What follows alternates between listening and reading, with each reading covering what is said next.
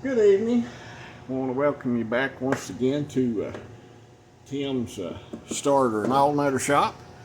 Today we have got this is a Denso alternator off of a 2013 Chevrolet Malibu. Strangely enough, this one's got a GM tag. It says Denso, but I also find this unit on a lot of Ford vehicles, a lot of Chrysler vehicles, and even Toyota. A lot of vehicles on the market running this particular alternator today. So we'll go ahead and remove our back cover. You can just pop that up out of the way. And it's just a plastic cover with 5/16 screws. We'll remove those.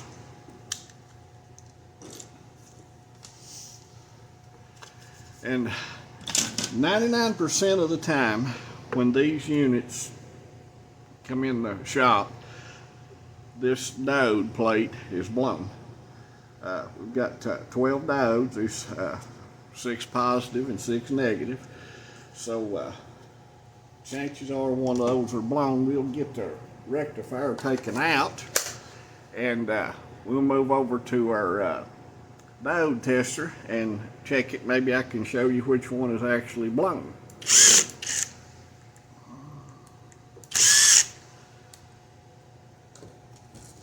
We'll remove our brush holder assembly. See, the brushes are still in good shape on this thing. And remove that. And these are factory welded. These leads, these are actually stator leads coming up through the case, and got a way we remove those.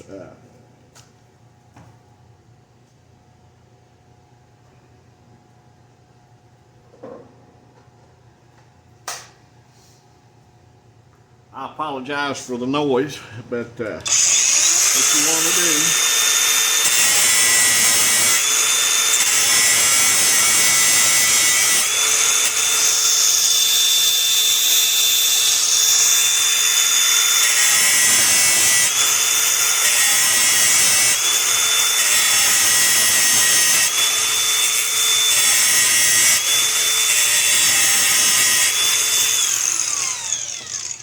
and what I like to do is, you'll see these are welded on the top. What we do is grind those down just enough. Be careful not to take too much, to where you can spread the ends and push them back away from the stator leads. This is the best way I found to do it. We've tried it with diagonal cutters, and that'll mess the ends of the stator leads up, and this gives you a good flat end to work to. We'll remove these also.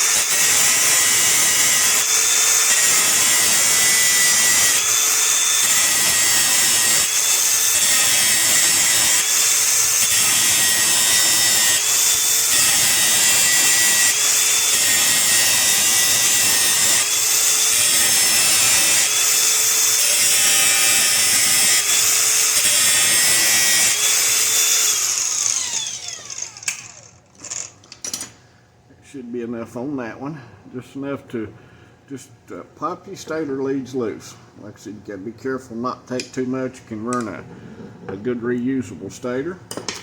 We'll remove this one also.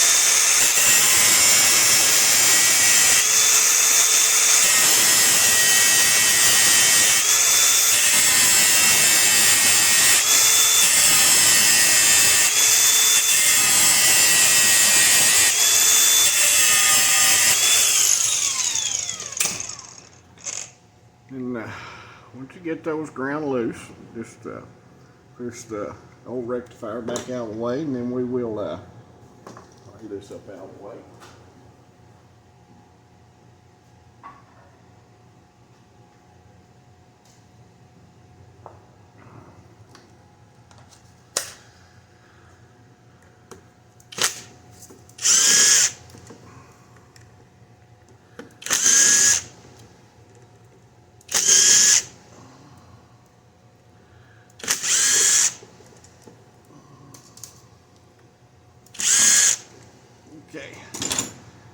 got the screws removed under the rectifier, and we can just simply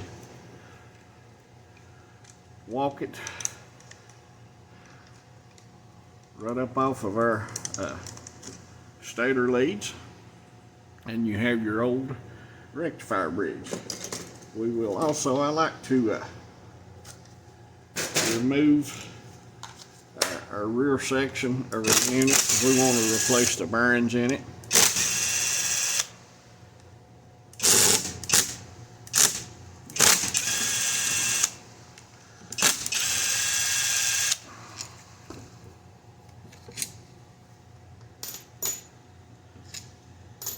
And these can be hateful to get apart sometimes. This one's not going to be too difficult. We'll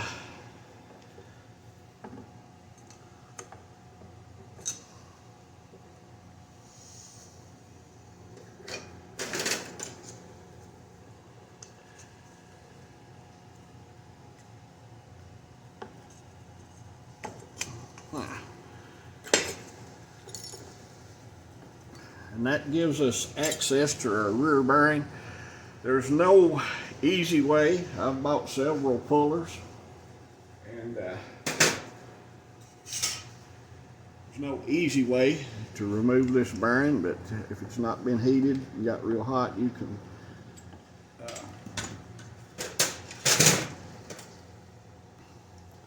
simply getting under it here.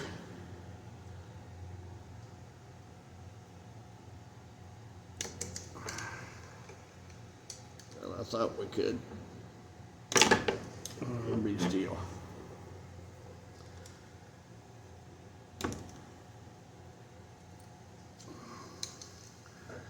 And yes, you will bend those. Well, that I want to give all right. See if we can get our puller inside.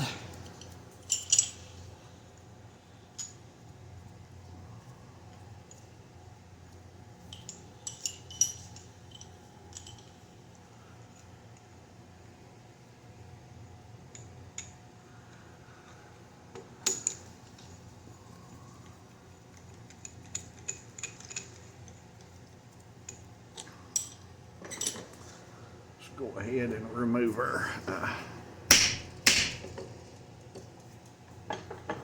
stator at this point.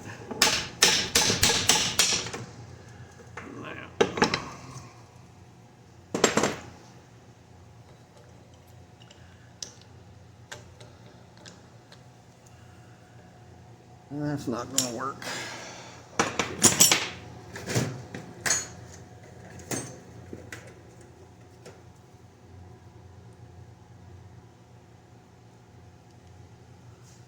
That one's long enough either. I've actually got a fixture for this, but I managed to break it the other day trying to get a bearing off. I haven't got it repaired yet.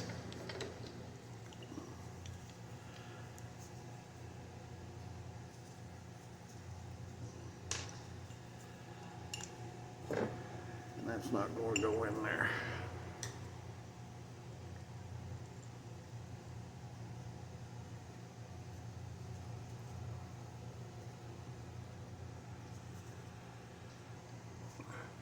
Well, I looked over the shop, and as I mentioned, I broke the jaws off my other puller, and this one I've got is not going to work. So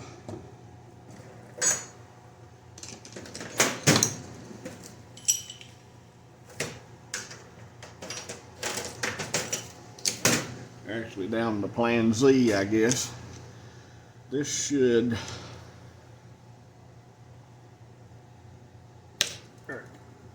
come up off of there. And yes, it looks rough on your rotor housing, but sometimes you got to do what you got to do to replace these bearings.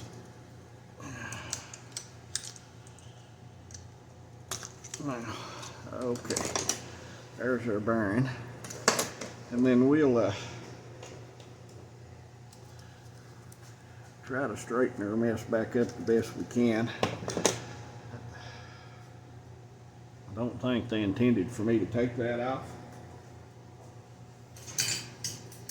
But it's just a shield, and then we'll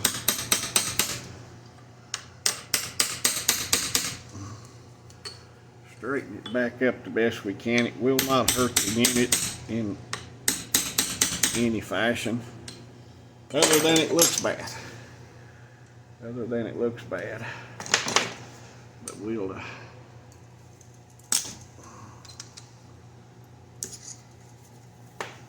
not with the screwdriver.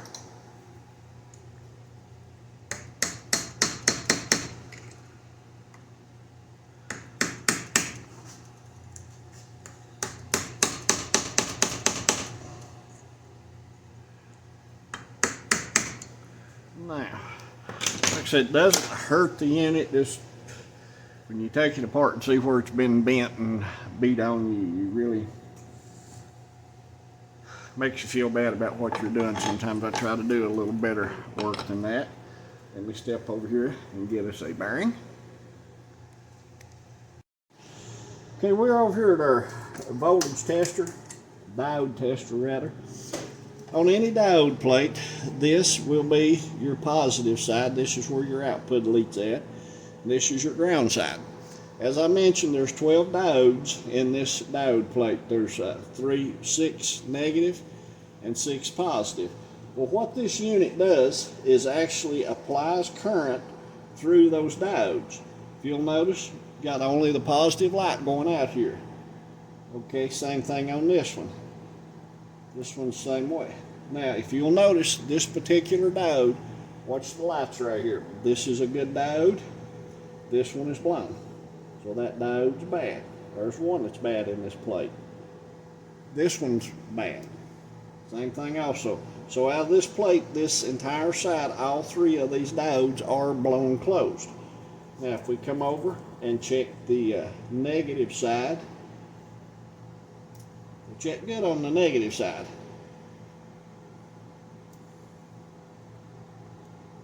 But actually what is blown will be our positive diodes. And they are blown closed. And in your automobile, when they blow closed, they will actually turn the light on, your charge light, that completes a circuit. A lot of times these diodes will blow what we refer to as open. When they blow open, your alternator will quit, but there's nothing to send a signal to your car to let you understand, hey, my alternator's quit. A lot of times the customers will contact us, I think I've got a problem. I don't have a battery light on, but my unit's not charging. And once we get into it, we find out that this is the problem. The diodes are actually blown open. Well, I am so sorry I didn't press record while I replaced the bearings in this unit, and which I think it's in some of my other videos. They're just pretty standard press on. We replaced the front bearing and the back one. Now we'll pull our unit back together with our tie bolts.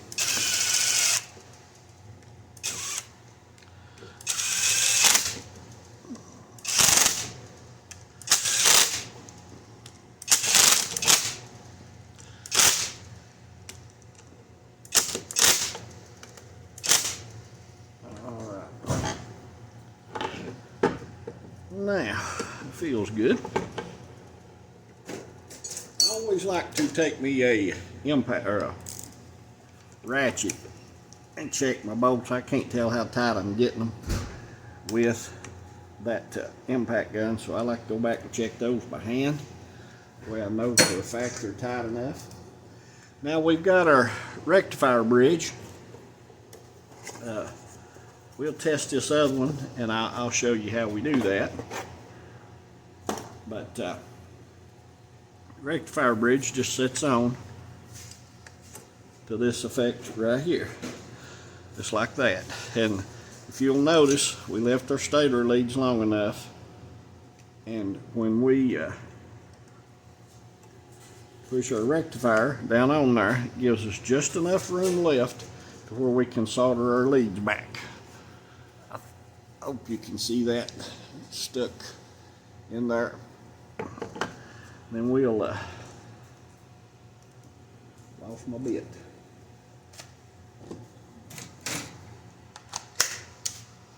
We'll reinstall our screws in our rectifier.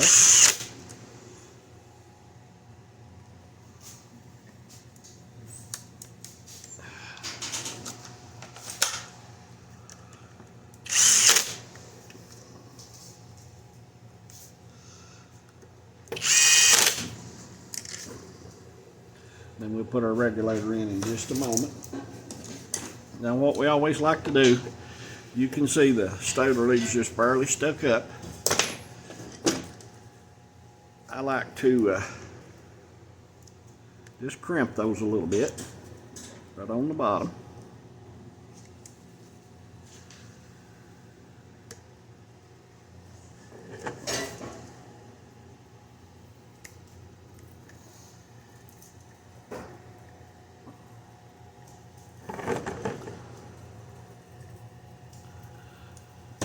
And that makes for a nice, good place to solder them back together.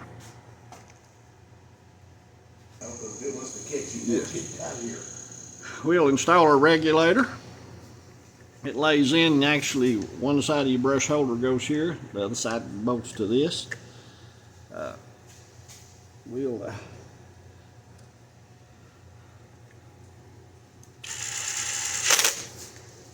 tighten it down.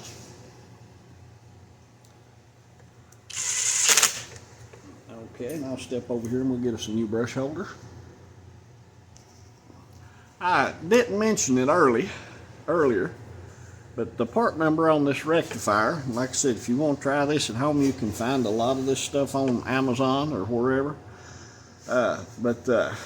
Part number is a 17252041, but be sure, don't buy the cheaper one. They list this in another price, but those only have 6 diodes, and I prefer the heavier ones.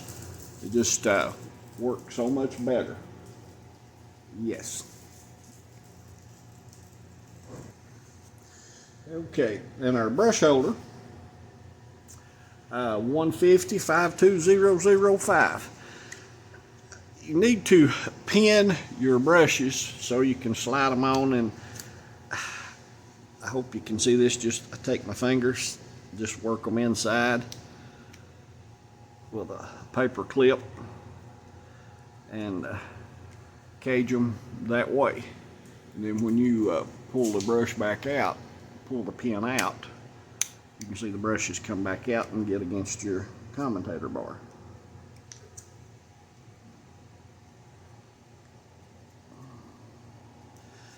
And we'll drop our brush holder in like that.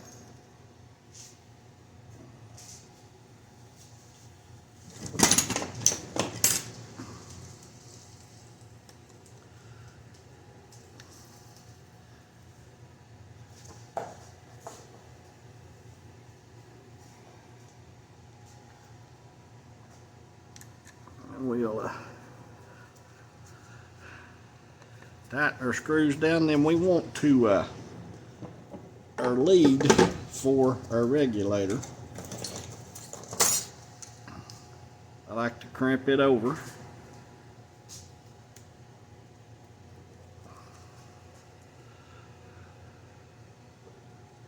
Just enough like that to give you a good place to solder to.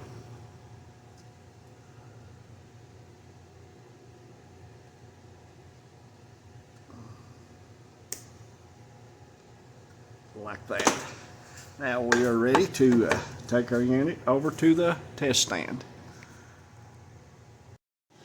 Okay, we've got our unit installed on our test bench, and just like on your car, we'll start the unit up. If you'll notice up here, gauges come up right here, running at 14 volts, and we'll apply our load. Slip the belt, but that lets us know our unit's testing and doing what we need it to do. Okay.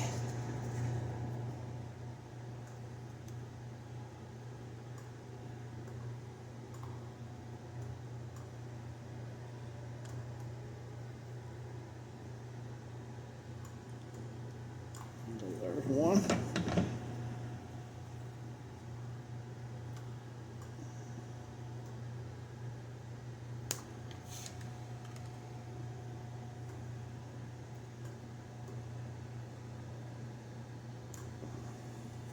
I like using this soldering unit better than a regular soldering gun because it heats up so fast.